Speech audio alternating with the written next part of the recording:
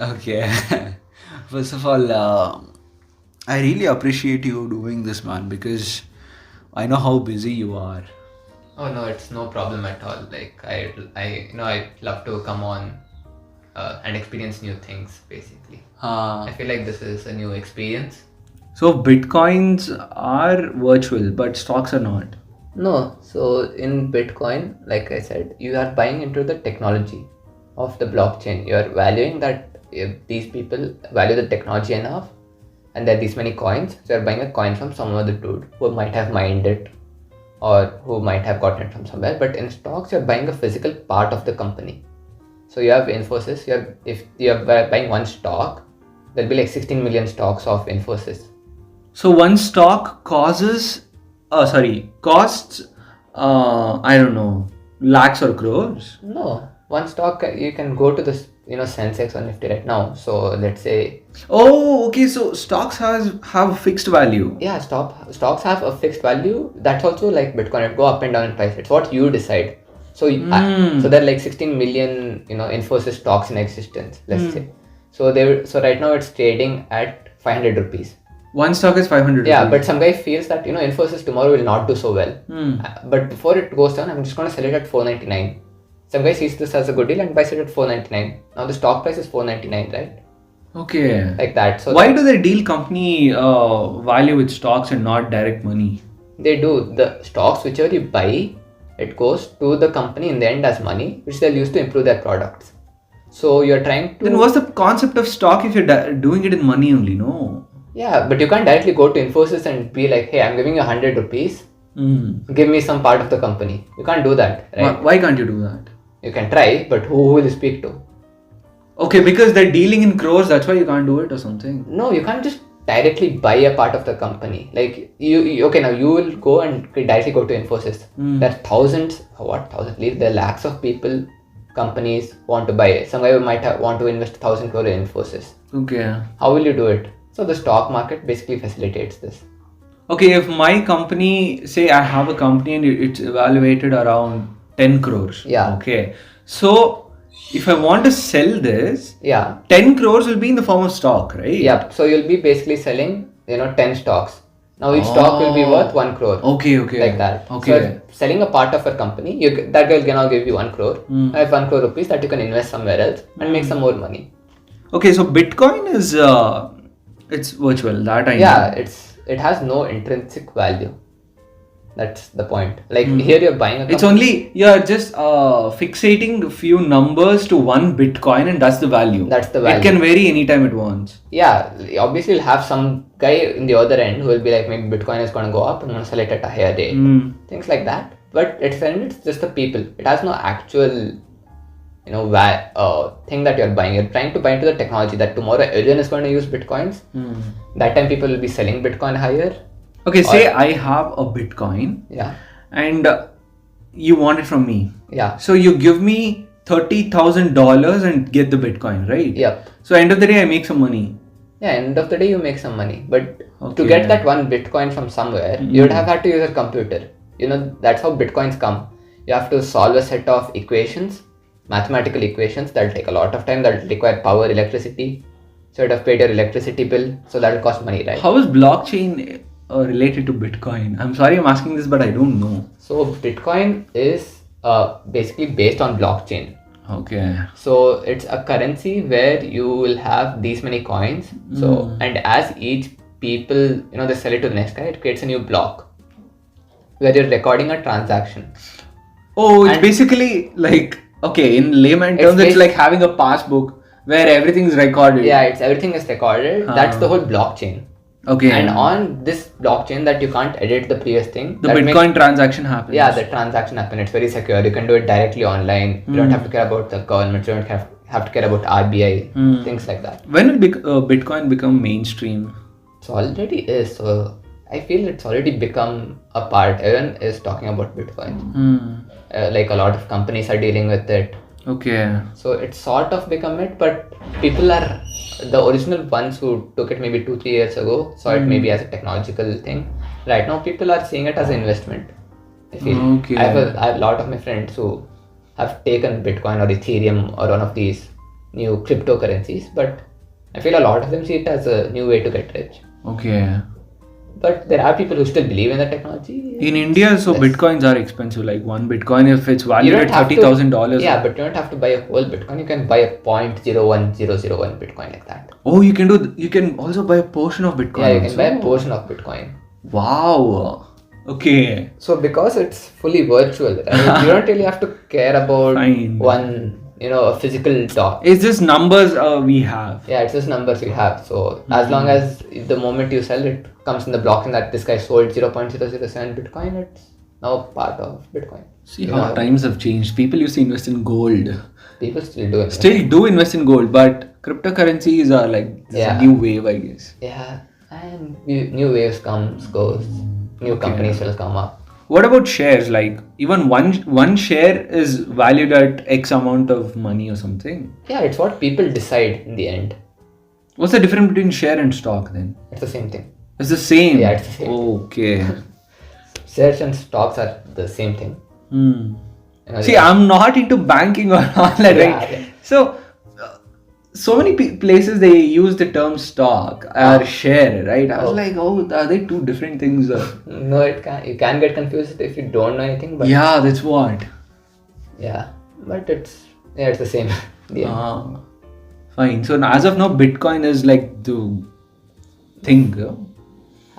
Some people will argue against it. It is definitely a thing. Okay. Again, as a person who have heard things from others, just a word to mouth is that people buy stuff in dark web through Bitcoins. Yeah, they still do. So what, does it make any safer? No, it doesn't make Bitcoin as a technology. It's virtual. That's the whole point. It's very safe. That's the point that everyone is doing it, right? Through dark web and all. It makes it easier because they don't have to go through banks. They're doing it through this. That's all. It's not. Where is the centralized system? There Who is no- controls? There is no centralized system. That's the whole point of the blockchain. It's a decentralized network. Oh. So if you right now, if you want to download the whole Bitcoin, the chain itself, you can download it right now on your computer and view all the previous records. It's like that, and you are now a part of the millions of computers who's running Bitcoin. Oh fuck! Are you serious? Yeah, because there are millions of people doing it, you can't have any fake transactions, things like that. Okay, so there is no human intervention. There is no human intervention. So it's like the snowball effect. You just let it roll and it's going on its own. Yep. What if someone tries to hack this whole? Yeah, you have to have millions of computers at that point. So it's unhackable. It's basically unhackable. Oh my god! Why do you need millions of computers? Because millions of other computers will be running the Bitcoin and they will be verifying what the other computers are doing. Oh my! This is mad, dude. Yeah, it's a very serious technology. That's why it's gone up to that rate. That $30,000. The dude who invented Bitcoin is also chilling now. Yeah, he's almost 100% chilling. That Okay, guy- what if there is billions any of dollars. What if there is any bug in Bitcoin? How will you fix it? People still do a lot of fixes. Sorry? You can fix a technology, right? If there's a bug, For that you need human Yeah. intervention, right? yeah, someone will do it. Then all the other people who are part of the millions of people will adopt it. And if enough people adopt this thing, this new technology, it becomes part of Bitcoin itself. Wow, dude. Like that. If you have heard of the news, you would have seen something called Bitcoin Cash and just Bitcoin, Bitcoin Classic. These are all forks. So like half the people decided that they didn't want this new technological fix that some people rolled out. So they just changed track. Oh, okay. So, so people are there people are involved in the operation of Bitcoin up to a certain extent. Up to a certain extent, yes. Where are they based from? They're the millions of people who are doing it. The billions of people running the network itself can also try to roll out fixes. Oh my god, And if okay. enough people adopt it, it becomes a fix. It's like that. So if there is any error I can spot, I can debug it. Yeah, and you can try to roll out a fix if enough people adopt it. That fix is now the new Bitcoin. Oh my god. So I'm only... There are organizations like in Ethereum and all who try to, help do this. But if enough people don't agree with it, they can just offshoot, go to a new thing. My dude. Okay, I'll give you this example, okay. Let's come up with a scenario where 10 people are using Bitcoin and I'm the 7th person. Yeah. What if I fuck up the blockchain? Yeah. Will the thing stop working? No, it won't. There are 10 other people verifying if this is the correct blockchain. Again, it's the commoners. Yeah, it's the commoners. It's the whole point of... Do they have that much time to even check if there is any bug or what? No, it's not like a bug like that. You have to get enough people to adopt that bug, right? They will obviously spot it and they won't take it up. So it will not become part of the mainstream. So you can hire people to fix this blockchain issue. Yeah, you can. But you need to also get enough people to adopt that fix. It's quite complex in that way, but that's how it works. No, I actually didn't understand it. It's like, I actually did not get it. I will fuck up the blockchain. You will fuck up the blockchain. There'll be 10 other people checking if you fucked up the blockchain. If something... Oh, again, someone will fix the error. It's inevitable. Yeah, it's not an error in a sense. It's a set of blocks. Okay, fine. The blocks will be fixed. Yeah, so see, you have a passbook, right? You write in your passbook suddenly plus 10,000 rupees. Okay. But there'll be a bunch of 10 people who are all sitting going, no, wait, you didn't add the 10,000 rupees. You're wrong. Ours is the correct. Take this one. And they'll force it. So how will you be able to, push that 10,000? Can you repeat that? So say that 10 people, okay, they all have the same passbook. Anything you write in one passbook must be verified by all the other people in the passbook. Oh, damn. Again, debugging also must be verified by people. Yeah, it's not debugging in the sense, it's more like checking the blockchain authenticity. Oh my god, even if you fuck up, everyone should be like, yeah. Yeah, you fucked up. That's the only way to truly make a change. Now this is the future, man. Yeah, that's the reason why it's that great of a technology. Because of this very fact. Okay. You need millions of people endorsing it, changing it. So stocks and shares are like on paper. Yeah. They're on people, they're physical assets though. You can't... And each asset will have will be valued at some sum of money. Yeah. Okay. In this Bitcoin, on the other hand, it's what people, even in stocks, it is what people decide. In the end, it's what a buyer and a seller of a stock are deciding the price to be. Even in Bitcoin, it's something similar, but there's no intrinsic, and there's no actual company in the end. It's the technology, more or less. When did this whole, concept of cryptocurrency start? Some people decided that they didn't like the current system. Or they wanted to try making something new, and it's where it came across. It would have been just a bunch of people. How did it become so powerful? The people who made it very good. Wow. It's as simple as that. Okay, so I mean, see,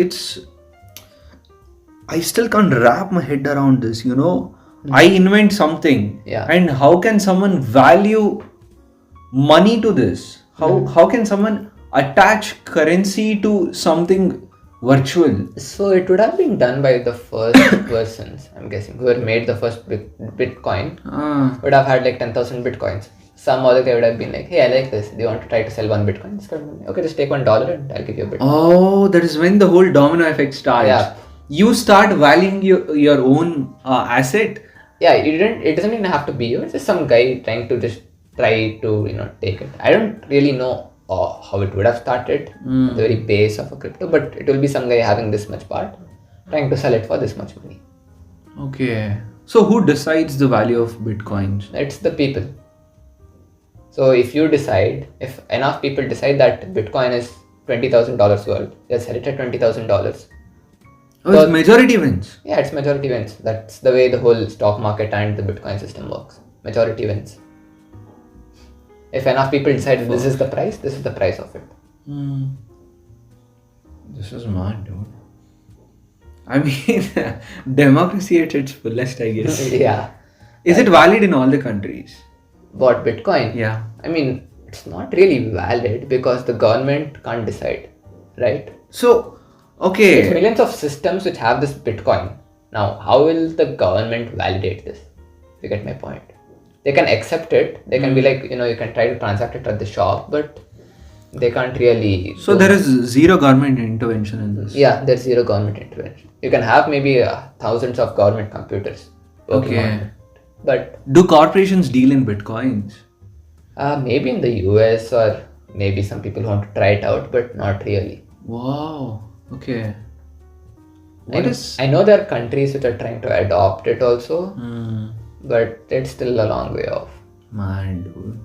What is Sensex? It comes up in the TV now. Sensex is just a bunch of 30 companies like Infosys, TCS, Hmm. the top most companies in India.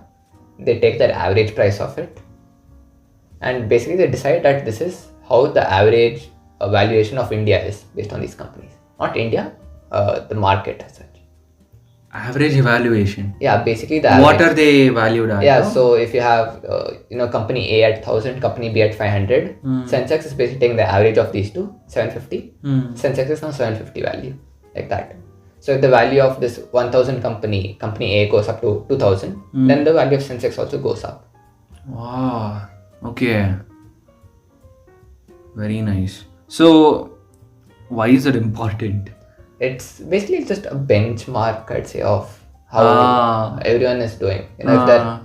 If there's a lot of people think that India is going to do good, they'll try to invest in these companies. So the whole Sensex as such will go up. That's why you see in the news, Sensex is going up, bullish market, all of those things. Okay. I know how your life has changed now because we are no longer rookies or, those students. You have hit that professional space. You are doing your own thing. Obviously, we're not the same anymore, right? Yeah. So, how's it going? So it's pretty different in the IT field. Like once you have graduated from college, so what happens is that the people that you're working with, the technology that you're working with is entirely different, I feel. So, in college it was very simple. You work on one project, you have like a final year project. You work on that and you're done with it. But here you're working on multiple things. Your bosses have things to say to you, requirements to be met. Okay. So it's quite different and harder, but at the same time more exciting that you're working on something which actually affects people. You know why I feel it's harder? Because you just told that in college it was much simpler than what we saw Yeah. coming, right? It's simpler because I feel it's outdated, right? I don't think it's outdated actually. Like a lot of the things that we are taught, we can use it. Like Java itself. That is used in a lot of companies. If you know the basics and you learn it well in college, you can definitely very easily apply it and in the real life, in that project or the work that we're doing and do basically a better job than most people will. But what is outdated is all the first year or second year stuff. So I guess a lot of like the data structures And the math microprocessors. derivations. Yeah, the math derivations, things like that. At least the math derivations I feel is helpful if you're going to like some ML field or somewhere, What field? like machine learning or something. You might use it there, but Oh, you use derivations in machine learning. yeah, it's actually used there. If you are going there or maybe like an analysis, like data analysis, you can. It's definitely used out there. Machine learning means programming. Machine learning is not programming. So What is machine learning? Okay, so machine learning is basically teaching your computer to do new things just based on previous data. So it's learning from your previous data and learning to do things on its own. Okay. Fine then. So it's not outdated then. No, it's not outdated. But for 99% of the people, it might not end up being used. Okay. But for the 1% who do use it, you can use a lot of the stuff that's taught in engineering even now. Are you using it? No, I'm not using it. That's why you see so many of my friends. Even I'm from an engineering background only. I mean, Yeah. 3 or 4 semesters I was in engineering. So most of my friends who got graduated and they're working, right? They're like, no, it's of no use actually. I don't know why I did 4 years of engineering. It's waste of time because the domain I am in right now is so different. I think that's the point of engineering though, right? Like To waste your money and time. No, it does waste your money. Half the things are useless. Okay. But the other half of the things, like engineering will never teach you which domain you're going to get into in the end. So you could, if you like something like electronics, you could go into an electronic manufacturer's assembly or something like that. or it could be, like in programming itself. You like JavaScript, so you go into JavaScript, or you like web development, it teaches you into that. Engineering is supposed to give you an overview, but the rest of it, I feel you're supposed to do it yourself. Whichever domain you're interested in, you learn about it and you make it better. You make yourself better. Just have to be self-reliant in every way possible. That is what I feel will help you, in the end. Okay, so people who are not self-reliant and only depend on what is taught in their university will get into trouble. They won't get into trouble. That's the point. They will manage to get into something. Like all of my friends, I can say, they got into, IT companies. Most of my classes now employed. Okay. But do they enjoy the job in the end? Like the domain that they got into? Because most of these people will end up going to something like Infosys or TCS, companies like that. India is famous for it also. But the point is, you won't get to choose which domain you're going in over there. Okay. But if you, put some more effort, then you have the ability to choose. Okay. You can apply for maybe some bigger companies, better startups, where they will look more at what you learn after it than what you learned in college. They don't care about grades. They care about what you have done outside of it. Like projects and projects doing something on your own. Yep, that helps a lot. Okay. Like even the company that I'm in, like I've seen some startups which I've employed some of my friends, the one I've worked in before. They cared about the projects. They ask questions like, why didn't you do this project in this way? They don't care about your grades. They don't care if you really know the languages itself. Then what's the concept of cutoff if they don't care about grades? Yeah, it's only to filter people? Yeah, it is. It's very basic. It is to filter people. That's all? Yeah, that is all. See, you can't have a big company if someone is not even putting in a bit of effort towards engineering to get like a minimum percentage. 60%. Why should they employ it? Okay. I feel like that's how these companies are thinking. And it's correct in their way. Like if you're hiring hundreds of people, you won't be able to have time to get or check for people who have like lower grades. Just cut them off. I guess that's why Bangalore is called as an IT hub, because God knows from where people come and land up here only to get into the company they want to. This observation I made is Bangalore is only for IT. If you want to pursue arts, you go somewhere else. Yeah, I think that is. It's called the IT city. Yeah, for a reason, I know. It's good for IT professionals. I don't know about other professionals, so I can't really say too much about them either. On a scale of 1 to 10, how much would you rate for skill development? Skill development in what sense? You're pursuing your engineering, you're doing whatever is given to you. At the same time, you have to develop your own skills. So how important is that in a scale of 1 to 10? If you have like a minimum grade, then it's definitely like a 10. Oh, okay. But, it helps out a lot, I feel, from what I've seen. But the thing is, if you want to, if you're satisfied with some basic things, then you don't really, you can do without developing your skills too much. Engineering gives you that platform. It gives you a basic platform, and you can happily, if you just complete that, you can go on with your life.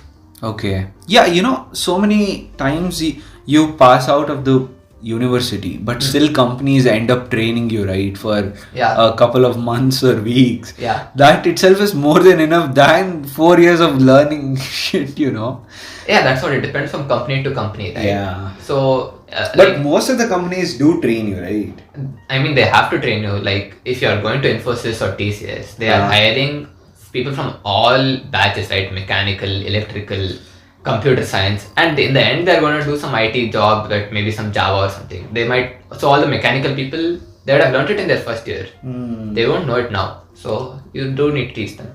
So molding that person into this workflow is important. Yeah, because they will have several projects. Why would they hire someone from mechanical? What's the point? It's only to fill that space, right? There is nothing that's regarding skill. It's only we need people, let's employ and train them, that's all. It is somewhat like that, and I think they're hoping to find maybe some people who, everyone will not be able to get into computer science also, right? They might have gotten into mechanical, electrical. There might be brilliant people over there. So if they can get some brilliant people from these branches also, why not do it? Okay. So you pursue mechanical, but still you need to know programming in a way. No, it depends on the field that you want to get into.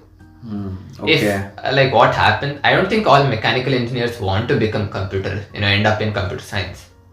So you don't need to. It's simple Okay. as that. But people won't get a job. It's obviously much harder to get a mechanical job or electrical jobs. I mean, the people hiring in Bangalore is lesser, right? For those. Yeah.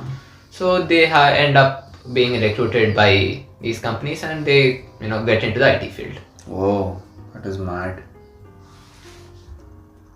Yeah. Another funny experience I've had is even after 4 years of what you do, like computer science or EC, okay, you will have a basic idea of what programming is. Yeah. But still, people graduate and still they don't know the basics they need to. Yeah, that is that. That is why they fall short, because somewhere they are confident that there are organizations that are only to train these The rookies people, yeah. and send them to the industry. Yep. So the emphasis for learning something on your own is so limited. It's almost rare. Yeah, correct. That's why I feel you have to put in your own effort in the end. Like you can't just go into engineering expecting everything to go out.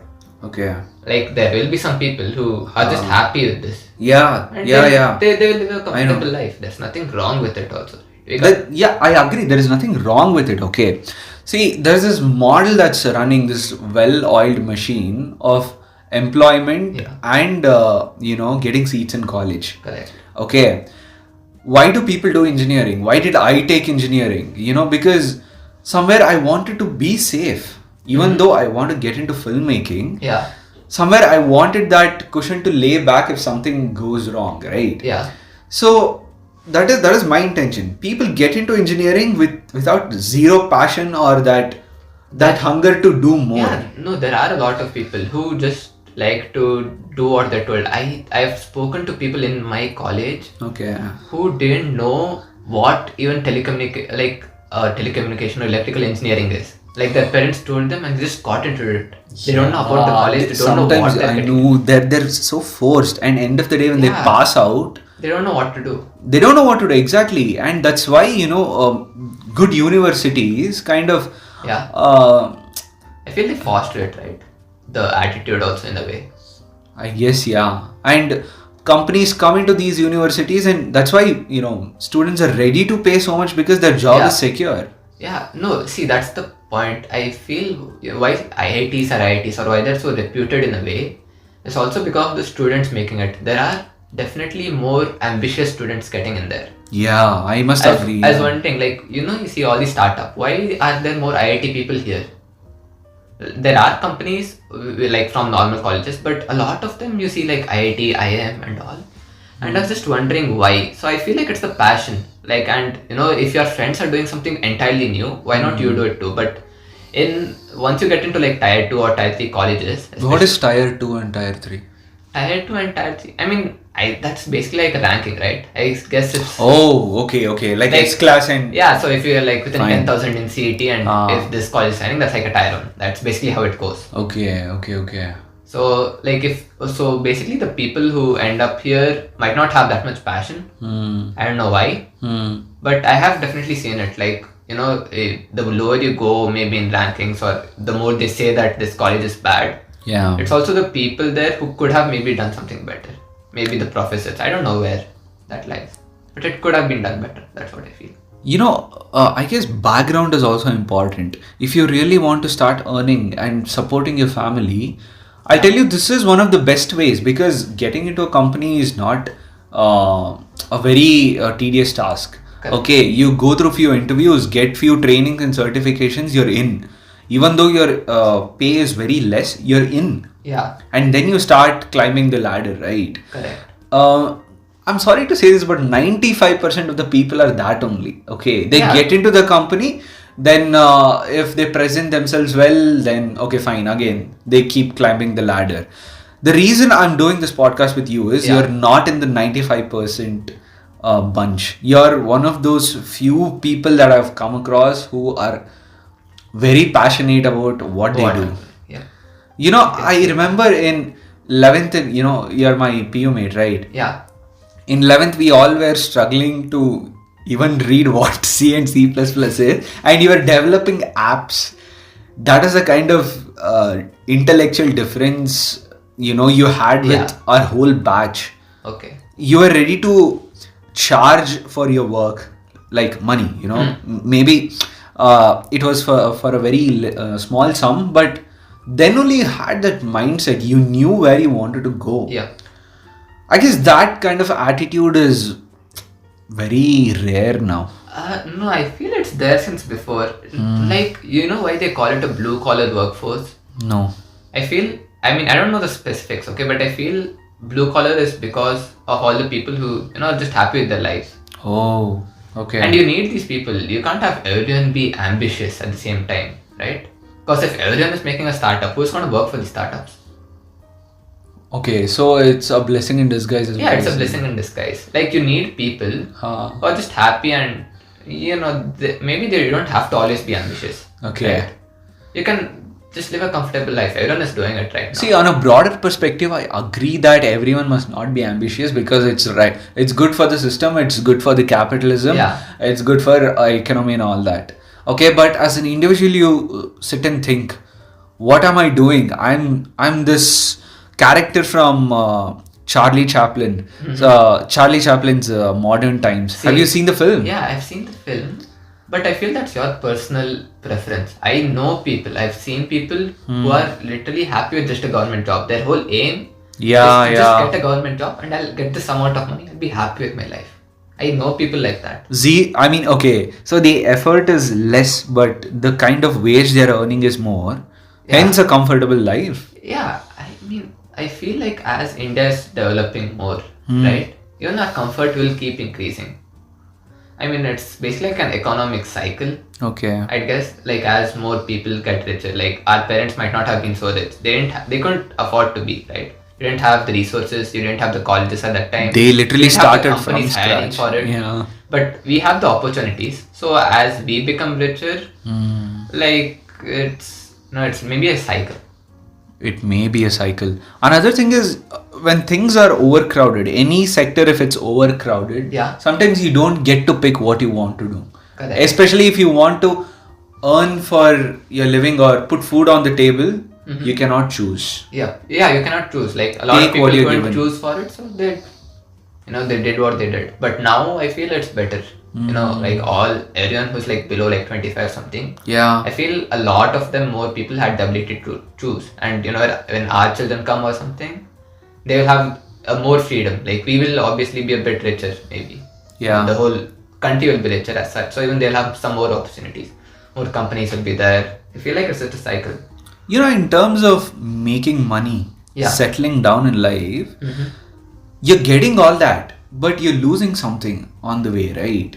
Because you have that comfort of, having a roof over your head or a four-wheeler or something. Yeah. But on the way of getting there, you're losing something, and somewhere I feel sad that you're not recognizing what you're losing. Okay. I feel a lot of people recognize it, or they'll recognize it later and just accept it. Whoa, that is even more sad, dude. Yeah, but you can't, everyone will not end up being. That's the fact, right? I know, but everyone will have an ambition at the start, but not everyone will actually pursue that. Yeah, end up doing it. I don't mind, okay, everyone's got their own situation, but not trying is much worse than just sitting and accepting it, right? Yeah, that's there. You have to try it. If you fail, at least you can say, yeah, I tried. Yeah, that attitude, I guess if people have, things might be a bit different now. What do you think? Yeah, it would be different, but again, that comes down to the choice if they had it. Like now people have it. If they're still choosing to not do anything about it, maybe they can't do it. We'll never know. Okay. It's like the personal opinions of people, how they've lived their lifestyle. Yeah. We don't know how they've lived it. We don't know their economic background, so how can you decide on it? That is true. Again, it's my personal opinion. Yeah, same thing. Yeah, that's what I'm saying. I guess I can see people around me. I can see through certain things that others can't. That's why I have this take. Yeah. Okay. I wish people did that more, but it's fine. Yeah. Again, everyone's got their own Yeah. way of telling their own Yeah. stories. So I don't mind that. Okay. Now that I mentioned earlier that you are one of those people who are in that Yeah. 5% bunch. So will it be easy for you to climb up the ladder a bit faster than others because you are literally on top of Yeah. your game? Okay. I And don't think so why? because like it might be easier at the starting, but the more you climb, the more ambitious people also would have climbed with you. But your skill set and what do you say? The way you perceive things Yeah. is much different and much what do you say? Elaborate, right? So Yeah, no, you have that higher ground there as well. Yeah, I'll have a higher ground, but it can go up to only a certain point. Like I might be very good at my programming. I mean, Apple is the best example. Like Steve Jobs, how they always tell, right? Like even if I'm good at programming right now, I'll be able to climb up to a point. But after that, it's like managerial skills, right? It's the marketing which goes into if we are making a new product. So I might be able to do better in programming, but if I'm not good at the other things, yeah, I'll also get stuck at some point. So you have to balance both. Yeah, you have to balance. You have to learn new things. You have to, like new skill set development. That's the point you told Okay. before, right? Mm-hmm. You have to keep doing it, otherwise you'll just get stuck at a point. Okay. Now that you're working and you are in a very comfortable space, I can see that. Yeah. I have seen you in my 11th and 12th days, then we branched Yeah. out. Then you had this curiosity to learn more. Like every day you used to come up with something new. Like you used to tell us what I'm doing, blockchain, that, Yeah. this, yada yada, something was going on, okay. Yeah. That that door was never closing, the door of curiosity. Now that you entered this comfortable space, you know what to do, right? So have you stopped learning? I feel up to a point I actually have. It's Oh definitely, my god, okay. it's not too much lesser. Like I'm learning new things at the company, but I feel the rate at which I was learning from compared to before has slowed down. Okay. Because I'm definitely more busy in my company. Like it's like a 9 to 5 job in the end. Okay. So I'll be busy doing that. I'll be tired at the end of the day. So I won't have enough time to pursue new things. I can, but I guess I've sort of fallen into a comfort zone compared to before. Do you think these corporate systems are not letting you to learn more because of the kind of workload they give? It's almost like inevitable. You get into the space, your urge to learn or the rate at which you were learning before, it will inevitably slow down up to a standstill. I feel like it depends. So in my job, even if I want to learn more, I mean, no one is preventing me. But if you have a very hectic job, then yeah, it will prevent. I definitely feel that. It depends on what your job is, how your company is. I feel like this comes down to that level where if you're too busy, you definitely won't be able to have the time. Okay. But in some companies, they encourage you to do it. And even my company is, I mean, it's pretty good in that sense. I am learning new things. Maybe not at the rate I was doing before because I'm more focused on the specific, the specific work related skill, I'd say. Do you miss that? Yeah, I do miss that. I mean, college is fun when you're there, right? Work is work in the end. Like you can't just keep talking to your friends. You can't bunk classes or anything like that. You have to do your job if you want to. Your power to be innovative has come down. Yeah, it's definitely a bit lesser. A bit or more? It depends. So in some things I have freedom, in some things I have a specific project requirement, so I have to do it exactly, in this scenario, in this way. So I can't exert my full brain power to get creative on it. Okay. As in when your designation improves, your creativity plummets down. Yeah, maybe. I've not reached that level yet, so I can't really comment on that, I feel. Where you're at a high level and your whole thing is down or something. I don't know. We'll see. Do you think that's why Elon Musk stands out? No, I think there are just some people who are just way better at it. Way better at what? I don't know, their marketing, the way they think. Hmm. I don't think we'll ever be that creative, if you get my point. Like, we are creative in some ways, but will we ever be that creative? You know, he thought, what, Tesla, the SpaceX, Boring. Hyperloop, boring company, yeah. Will you think of all that? That's my point. You might get an idea, but do you have the capacity to execute it? Like, some people naturally have it. I feel he's a good marketer, like a good idea thinker in that sense. A good idea thinker and that need to Do it. something more and get out of your comfort zone. Yeah. Like how we were talking about comfort zone and how it stops you from doing what And you want to, right? You're so in your own zone that you don't want to get out. But Yeah. I guess Elon is not one of them. yeah, he's not one of them. I feel a lot of people, you know, if they are that good, they will end up succeeding, you know, to that much. Okay. Do you think you will ever get out of your comfort zone and do something on your I own? hope to. You want to. I want to. Okay. I mean, that's the whole basic fact. Everyone wants to get out of their comfort zone and do something unique. But you have to get the right opportunity, the right luck. Yeah, sometimes, luck plays a very important role. You can have the best idea. You can have the best idea to make a new Google right now, but you won't ever succeed because Google already exists. I mean, Titanic also went down. Yeah. So, we and our ideas are really nothing. Yeah. And it's the whole, I mean, luck tends to have significant effect also. I feel that. Sometimes they tell hard work. You work hard enough and luck comes in your way. Yeah, I don't know if that'll always be true. Like you can do all the hard work you want, but if you just keep failing again and again, eventually that person will give up, right? If luck does not succeed them. I guess you're right.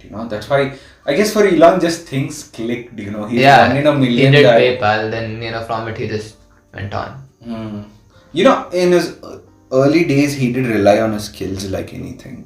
That is what took him to where he is right now. I didn't know about that. You didn't? Nope. Like, I don't know much about Elon Musk. Okay, see, it's like even though he's a millionaire or billionaire. What am I saying? He's the richest man. Yeah, literally the richest. Even though he's got all that money. Yeah. He doesn't enjoy business meetings. He is more into the engineering aspect of be it Tesla or SpaceX. Okay, so he highly relies on his skills. Yeah. But I don't know if that will work out for everyone. I know. That's again, one in a million. That point comes across. So you can't expect everyone to be Elon Musk. That's the issue which you come across. I guess you're right. And I wanted to touch upon this very interesting topic that's kind of everywhere right now. You know? Do you think employment is increasing or decreasing in be it in manufacturing industry or IT? Is it going up or down? It's going up. It's going up. It's going up. If these many people are coming out of colleges and the unemployment rate is not really increasing, then there are definitely people hiring. I don't know. Like, I know that in states like UP or Bihar, I know in the northern states it's definitely lesser. But at least in Bangalore, there are a lot more companies hiring. You can see like Mindtree. Then what's the point of automation? Because there's so many times that programs or machines are doing what humans were before. Yeah, but they are still not doing it perfectly. That's the point. So I'll tell you one thing. You would tell that machines will do all these jobs. You have a chatbot, right? What?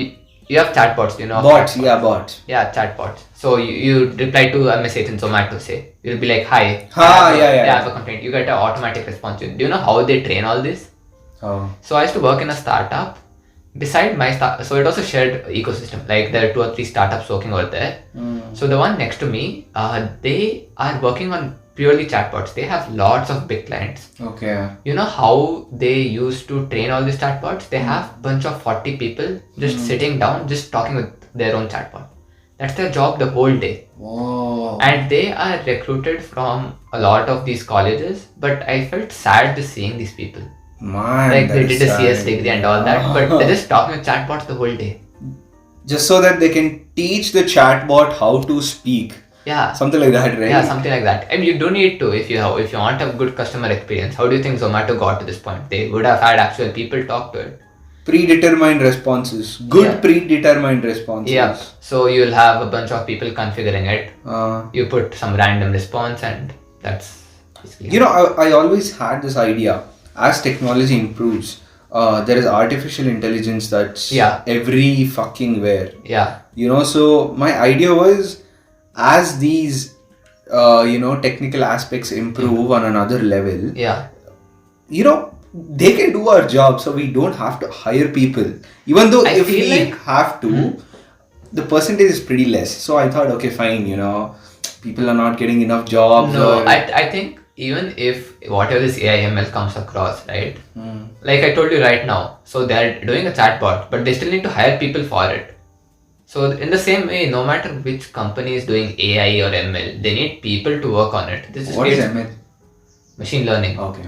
So basically, when we are talking about things like machine learning or artificial intelligence, as they keep improving these technologies, they need someone to do it. They need someone to train it. They need someone to check if it's correct.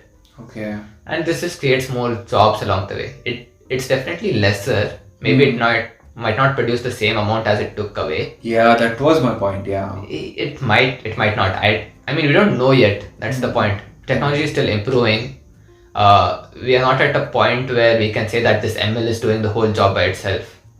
We are still reaching that. We don't know how many years away we are. So until we reach it, we won't get enough data to say that it's taking away our jobs. Okay. It might affect, like I know that if you're in some automated factory making cars, that's why. Yeah, there it might be taking away jobs. But at the same time, there will be someone who will be making that machine. So wouldn't he have gotten a new job? Obviously, the people who were doing the job before will not have a job anymore. They are unemployed. But we have to see how this goes. Then the purpose of employment itself is changed, right? The game itself is changed now. It's new. So as technology increases, the game keeps changing. You adapt or you fail. Yeah, you adapt or fail. Yeah, Darwin. Yeah, Darwin. Evolution is basically what we are ending up saying. We didn't have mobiles 10 years before. I have a bunch of people. You have new salesmen who will have to repair these mobiles, but they have to learn it from somewhere. They have to adapt to it. So in that case, the education system must seriously change, man. Yeah, we can't keep studying the same shit again and again. Yeah, it will have to change. I don't know how it's even working till now. It required a change a long time ago, but how do you think it should change? I'm not sure in that end. Like talking to the tech field of which I know of, maybe right now in what we learned in college was some very old languages like PHP. I mean, it's used, but not as much as before. Okay. C is still used, to be honest about that. But things like this, they could introduce some newer languages. We did have machine learning in our final year, so there's definitely some improvement. But whatever machine learning we learned, it was a core concept, but we can't directly apply it. Okay. Like improving things like that, miscellaneous subjects would be better. I don't really know. I'm not an educator, but these are directions that we could take.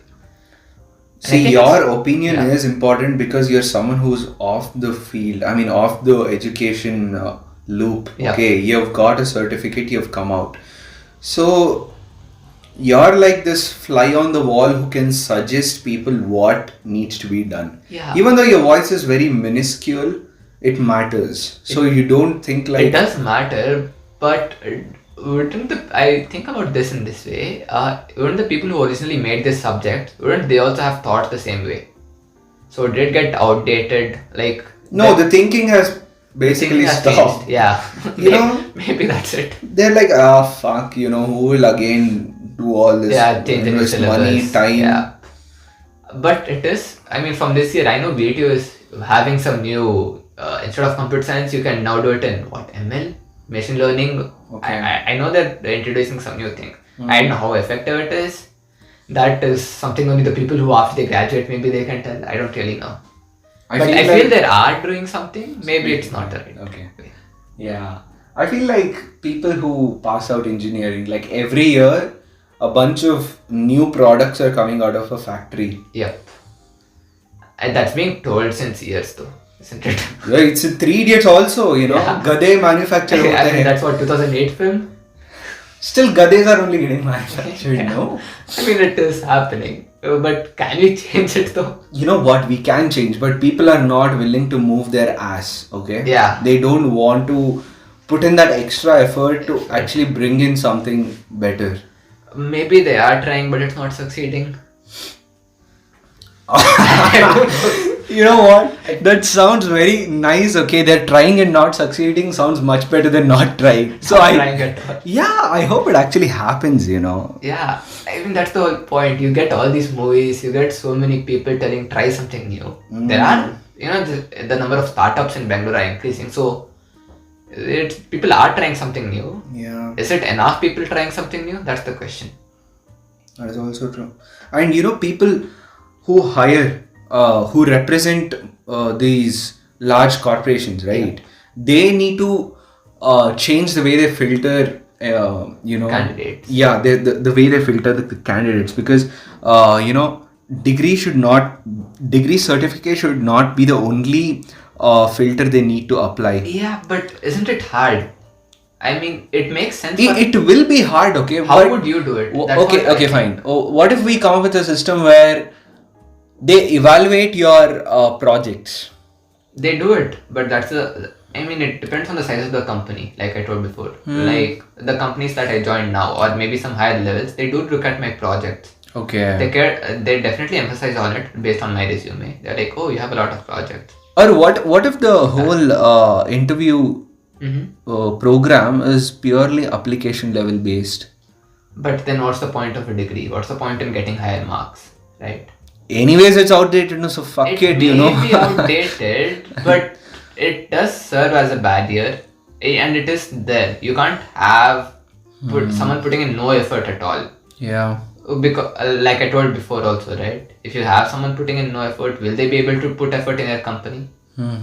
So you can't purely go on that basis. Okay. But it could improve. I don't know how. How will you do it? You know, there are companies like Google, Facebook, which I know maybe they don't look fully at the marks, but just to put an application process there is hard enough, right? Yeah, It's that almost is impossible. Yeah. So yeah, that's the thing. You know, Google does this thing called Google Science Fair. Have you heard about it? Yeah, I've heard. Where students come up with this most innovative science experiments, and if they like the experiment, they will hire them, it seems. Yeah, I like it's apart from that also I know that online one of my friends had got it based on the way that you even Google search it and some parameters. I don't know, you can get a Google invite for their company. Basically it's like a test link. Only some people will get it. Okay. Where you apply through that and you can join Google. One of my friends had gotten it. Yeah, I don't know the exact process or the algorithms behind it, but that's how it works. Sometimes they actually buy your, I don't know, what is that, invention or whatever that is. And just employ you and all. Yeah. Yeah. Some kind of exposure you're getting there. No? Yeah, that's the thing. But I mean, You can't do science fair for everyone, I guess. Yeah, you can't do that for hundreds and thousands of people. Ah. Like each college will have what 300, 400 people graduating at once. Yeah. And you have so many, tens of colleges. So you can't put a science fair for all of these people and be like, suppose this, will judge it and employ you. You know, I'm very curious to know what happens in a hackathon. I'm so sorry, man, but I really want to know. Like, just that curiosity point of view, because when I was doing engineering, I could see you in so many colleges. We used to come across and you'd be like, I'm participating in this hackathon, which is a day long or something. Yeah, so a hackathon is an event. Basically, it's done by almost all the engineering colleges. It's the new fad, I can say. At least when I was there. Yeah, continue. So what happens in a hackathon is that you have a bunch of problems which require a solution, or they'll give you a technology like a blockchain or webcam. We need something for this webcam product and we wanted to make a solution out of it. Any solution is fine. The best solution will win a prize. It's like that, and you have to do it within a specific time frame.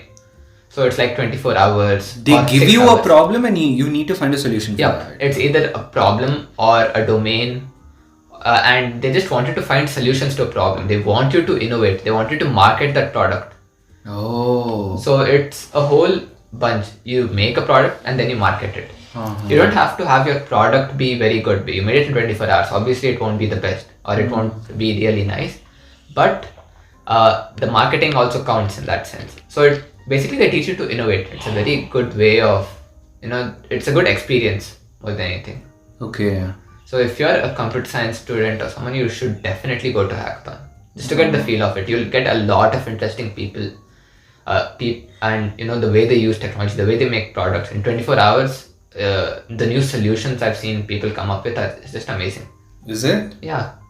So, Mary, do you think you get that exposure that they need? Yeah, you'll learn a lot. Like you might have been working on some web development and you see some guy across the table working on some new blockchain sort of thing or entirely new solution. Even you will be motivated to try something new. That's the whole What point. is blockchain? Blockchain. Okay, this is slightly complex, but it's basically a set of links connected to each other such that the previous link can't be changed. And the whole point is that if you can't change the previous link, it is immutable. So, okay, this is... I didn't get it, man. Yeah. How do I so blockchain, I feel like seeing something online would be better than the explanation I'll give, I'll be honest. Okay. I've worked on it, but I can't explain it fully yet. In layman terms, just give it out there. You can't modify what you have already done. And it basically means that if you have a set of people, like you sold a car to this guy, and this guy sold it to this guy, a new guy, you will never be able to go back in time and change this record that this person... Oh, now I get it, yeah. Yeah, so it's the whole security perspective. It's a technology. Wow. Okay, it's mostly used in security companies. Yeah, it's like if you want to have a bank system, right? Where you are transferring amounts of money from one guy to another. Instead of doing it in some SQL database, how they do it right now, you can have it in a blockchain or maybe voting. That's one of the things I'd worked on. It was a product I worked on. You have voting through blockchain. That is good, right? That's so, convenient and secure. It's probably secure. People might argue that the system that we have now is even more secure. Instead of using a blockchain, which involves a whole other thing. Right now we have the EVMs, which are basically tamper-proof. Okay. So blockchain can be tampered. It can't. You can actually. Okay. So there's something, if half the people, if like there's some evil entity trying to take over your records and change the previous records, if you have more than 50% of the persons basically take over your blockchain, they can write it however they want. Whoa.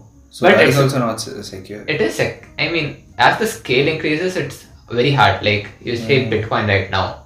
So there are millions of people on it. How will you get half of the millions to people to coordinate? Like it's just impossible. So it's like the greatest advantages have the greatest disadvantages as well. yeah, it's distributed. The whole point of blockchain is that you should distribute it among a lot of peers so that you can't change it. That's the security thing. The other day I came across this video, okay, where AI is writing a poem. That is the scariest thing ever. Seriously. In terms of tech, it still haunts me. Like poetry is so personal. You write it because you have experienced a set of good or bad memories, and that's why you are putting it out on a piece of paper. Yeah. If AI is able to write something so personal without emoting, Yeah. But in the that is end, mad, right? it's mad. It can write movie scripts. There's so many programs online. You can just enter some keyword. You can enter a title, and it'll write a whole movie for you. It'll write the script for you and all. Is it? Yeah, there are actually websites. I mean, it's not good though.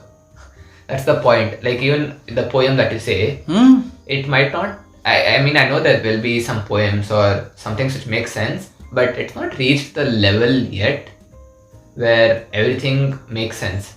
Like some words will be incoherent. This plot line will not make sense. You just call a normal dude and give him 2 poems, okay? One written by a human and one written by an AI.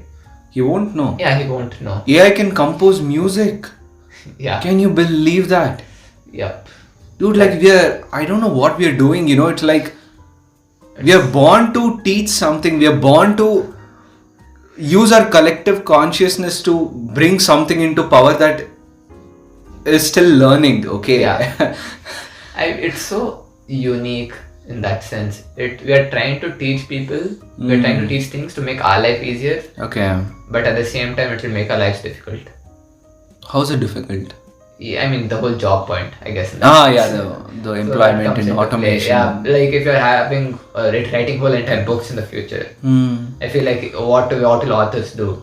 Things like that. But don't you feel AI can pose a threat? What if it kind of, gets this centralized brain? Yeah. Where it's got an objective. And what if that objective is to destroy humans or something? I feel like that is so far away right now that we don't even have to worry about it. But it might happen one day. What do you feel? Right now, if you see the most advanced, ML, like all these programs, right? What, they're driving a car on their own, but do they have a collective thinking? Like they're able to judge if this guy is a pedestrian or not. But to say that they can think entirely different things, that creativity, that imagination, that's still so far off that I don't think we really have to worry about it. Okay, let's look at the whole thing in my perspective. I want to put it out there. Yeah. Tesla has automated cars. Yeah. What is the thing doing? It knows how to drive on its own. Yeah. That is the programming. The objective of the programming is to drive on its own. You have put in few information, coding and everything, and it knows what to do. Yeah. What if the objective is changed to something hostile? You get my point? I sort of get the point, but I feel like there will be a level of manual control in the end, right? Like there will be some guy who would have made it, so there will be some fail-safe to do it. So the one who would have actually put this objective, even he will put a fail-safe. So you feel AI cannot pose as a threat? It can. So I feel if you give AI guns and just tell it to just go on killing something, it won't know the difference. If you have like some opposition country or something like that doing it, it might be dangerous. Okay. Apart from that, what's the most it can cause? I'm just wondering in that sense. People say that it's gonna go sentient and destroy you. How will it destroy you? It needs something physical to destroy humanity in the end. What, will take out the internet at most? I mean, it might turn us back into Stone Age because everything's virtual nowadays. Yeah. But I don't think an entity can even work that way. Like, I know they tell with all that will take over the internet, will send us back to Stone Age. How will it do it? Virtually, it is possible, right? How? Like, what can it do? What can it do? See, again, I gave the example of driving. It knows what to do. Yeah, that's because we gave it a purpose. Exactly. What if some madman changes the purpose? What can change the purpose to? Change the purpose as, I don't know, bring down the internet or bring down some organization. Yeah, I know. Virtually. It doesn't really work that way though. So they tell that it will bring down the organization virtually. So it at the most it can hack the server, get all your data. Okay, that's the most that the AI will be able to do. Okay. But if these people have enough protection, even the AI won't be really able. So, I don't think it makes sense. You have to actually destroy something physically to be able to cause damage. You say now this car, right? I mean, if someone tells it to ram over people, and then police will come and shoot it down, shoot on the tires, so will the car go. That's the point I'm trying to get across. I know that maybe in the future I don't know what type of robots will be there. Okay. But that's when we have to worry about it. And I think people will, like you said, there will be a lot of people with this concern. So they will do something to address it. Ones and zeros, the only purpose they have is to complete the objective that's given. Yeah. Have you seen 2001: A Space Odyssey? No, I wanted to see it. You watched that film, The only, aim for the machine is, to get information or something. Yeah. When these astronauts try to override the program, Okay. they'll fail. Yeah, but are we astronauts? Are we in space trying to do an AI yet? No, it's just an example as to yeah, how things can turn out in the. It can turn out, but I feel like science fiction never really ends up, translating to what actually happens. So I know it happened in this film. It only translates to what might happen. It might, but that might is also so far off that I don't think thinking about it makes sense either.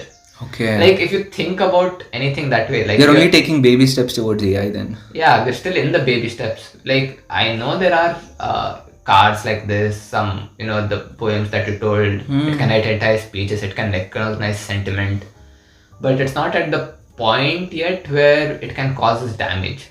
Okay. So only when you reach that point, I feel you have to worry about it. Is there any way that AI can learn? I mean, I feel AI is learning on its own, right? No, it's not even at that point yet. Yeah, we are just putting in information and it's doing whatever it's. Yeah, whatever you're giving it to do. It can't. It's not near the point. I know people keep telling AI this, AI that, but at the end core of what we as people have, we have to give it specific instructions. We have to give it this much amount of data, and that data is not even less. Okay. You have to give it like terabytes of data to even do anything meaningful. To just get a bot saying, so I am happy. If you want that machine to tell you that this is a positive sentiment, you need so much data, you need so many people actually telling it that this is true. Only then this machine can learn enough to tell that I am happy is a positive sentiment. So we're nowhere near the point. So AI is not observant and learning on its own. Nope, it's nowhere near the point. Maybe it will be in the future, but it's so far off that. Now it's only take what is given and do the operations. Yeah, see, I'll tell you one thing. You know of deep fakes, right? Deep fakes, Yeah, where you put the face. Yeah, the face. Yeah. You put so that itself takes so much time. That takes hours. Render time. Yeah, render time. It's the same thing for ML algos also. You need to have so much time just to process it. Okay. To make anything new out of the existing data that we have, we need to give it hours and hours of time. It's not even just the data itself. Okay. And that hours of time might even not being end up useful. It might give some garbage output. Oh. So it's very far off from any sentiment right now. Okay. There are good programs, like there are chess programs, there games, voice recognition, face recognition. The camera in your phone is very good right now. Why I'm asking if it's observant or not is because one day what happened, OK Google, right? It'll listen to us. One day I was just humming a song. I didn't even click on OK Google. Yeah. I was just humming a song and suddenly OK Google was like, I'm sorry, we are not able to find what you're asking. Yeah. Oh my God, it scared the shit out of me. That's AI up to a point, but this speech recognition that you told about, right? The song thing, it's there since 10 years. Shazam, the app? Yeah. Yeah, Shazam is also the same thing. It's not really too complex when people say song recognition. All it does is it scans your sound, converts it into the waveform, check if this part of the waveform corresponds to any song. So it's not even AI at the point. It's literally just checking if this waveform is equal to this. Okay, it's kind of parallel to actually this is not really too complex. You just need a lot of data. It is complex, but it's not AI level complex, like a sentiment level, I guess. But this can lead to data theft, right? Because do you think they're listening to us all the time? Yeah, if you give it permission, it will be.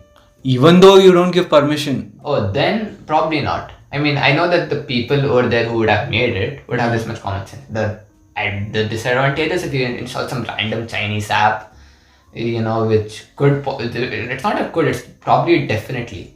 They won't be listening to you, but they will be tracking every aspect of your information. Oh my God, that is scary, dude. Like, we all are victim of this, no? That's like there is no escape. Yeah, there's no escape unless you want to be a hermit and just install apps or something. There's no escape.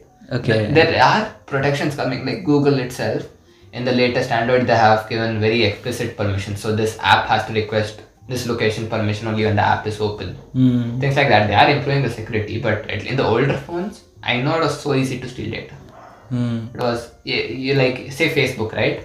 You'll have your location on all the time. Yeah. So to determine where you are, they have a continuous stream of just pinging. So every half an hour, they literally know where you are. They can track it on a map where you've been. They'll know better than you than where you have been. So you still think that they're not listening to us or looking They're us probably through? not listening to us, but they have every data about you possible.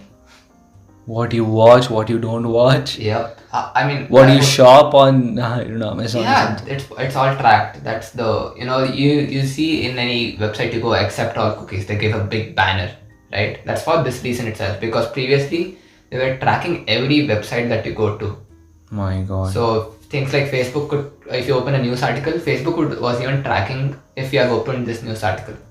That's how they were doing all. Even though if people are aware about it, there is no escape.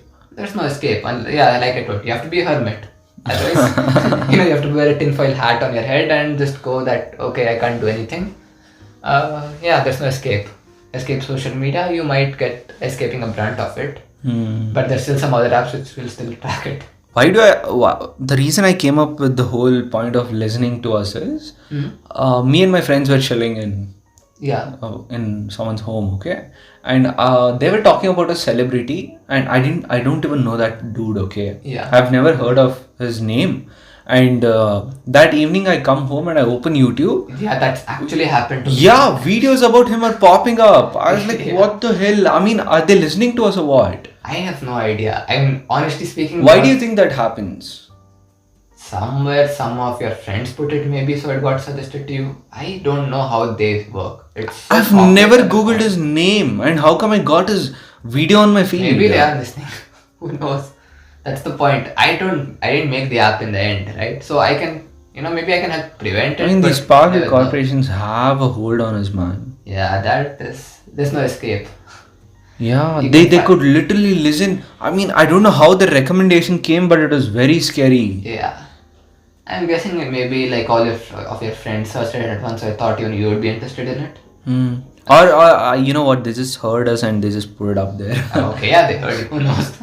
Yeah, I mean, the possibility is there, right? There is a possibility, but I don't think it will be listening to you. We hope not. Okay.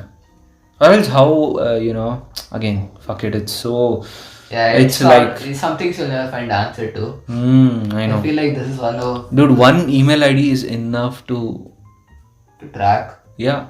Yeah, you will get your bank account, where this person is. Phone number, everything. That day Domino's got hacked, so this guy even knows how many pizzas you have ordered, My God. Again, residential address, phone number, everything's out. That's already out. It's like one day or the another, some other website gets hacked. The only maybe thing you could do is use a different email for every website. Oh God. If you're that, I mean that. No one's got so much free time to use a different email ID. You'd be surprised there are some people who do that, huh? Yeah, do that. Okay.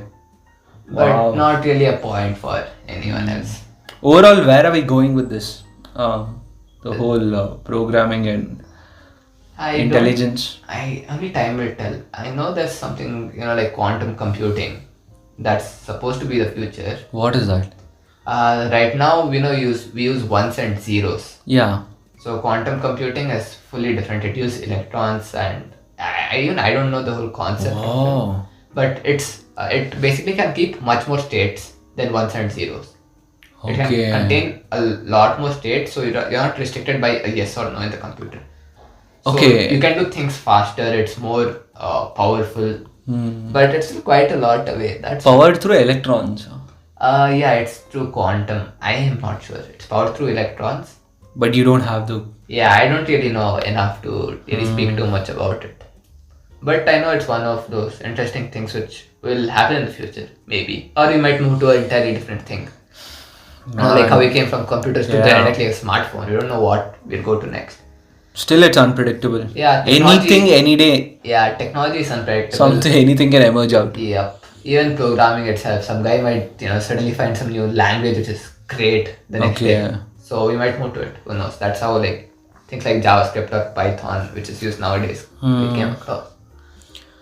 Honestly, this session has opened my eye on so many levels, because I didn't even know what a blockchain was, or even the simplest of technical aspects. At least I got a better clarity. Some light was shed on that. So I feel everyone should have that at least try to read something up, because this affects your everyday life in the end. I know, man. Like I know. suddenly, Bitcoin went up. Everyone is trying to buy Bitcoin. No one knows half of what Bitcoin actually is. I know.